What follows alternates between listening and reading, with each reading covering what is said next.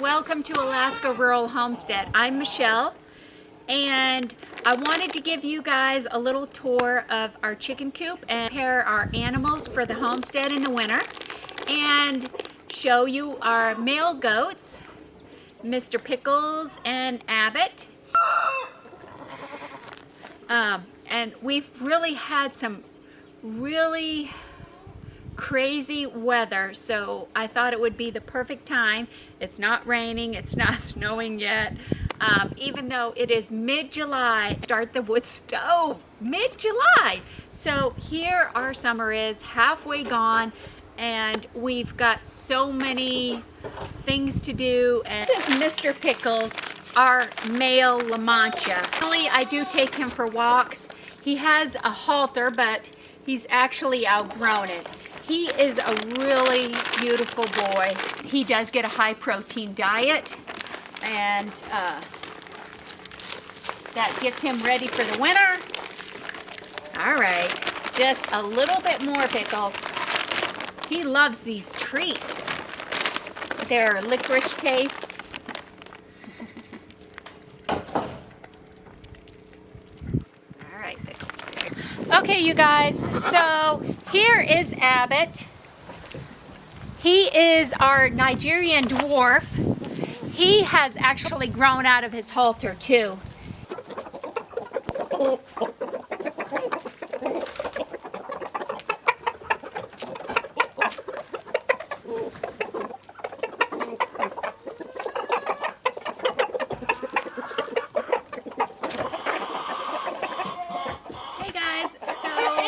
Here is our chicken coop. This is a porch area, was added on, but I enclosed it with some slab wood from our sawmill. It came out pretty good. It's going to keep a lot of the snow out of here where I keep some of my feed for my chickens.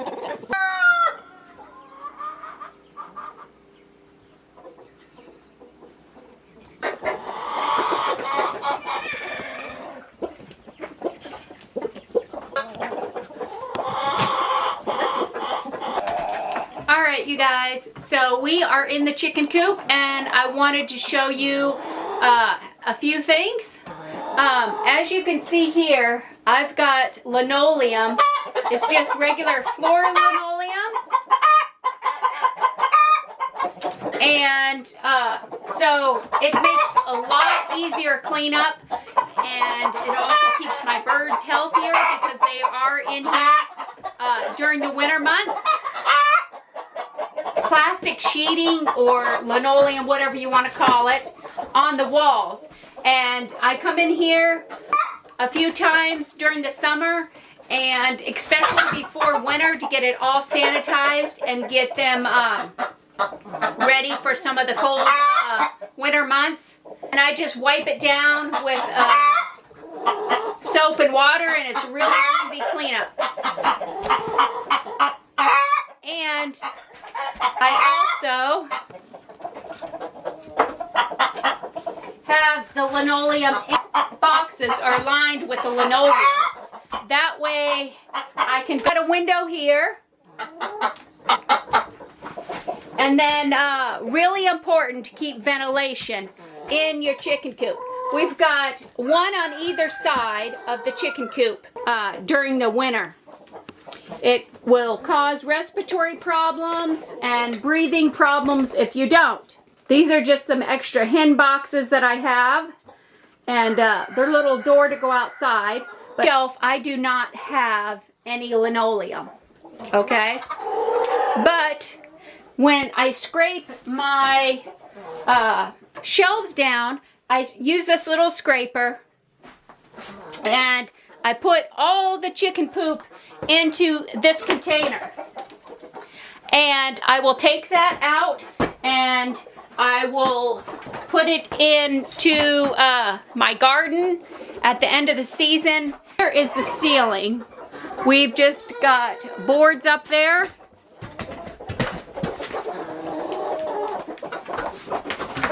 Now in the walls, behind this sheeting, we do have R30 insulation.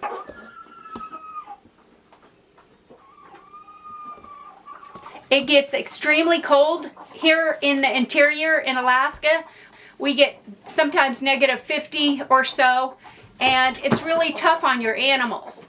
So really good insulation, good ventilation.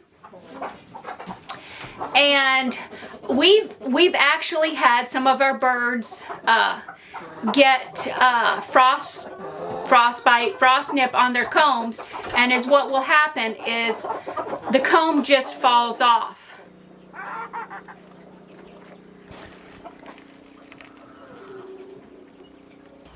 So I am standing by our chicken hoop house.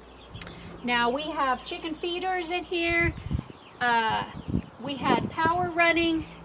I never put any heat lamps in here. I put a light bulb, and you just never want to use a heat lamp because that can really cause a lot of fires, and we have a lot of fires in Alaska without help. Anyways, I wanted to show you this because this was a good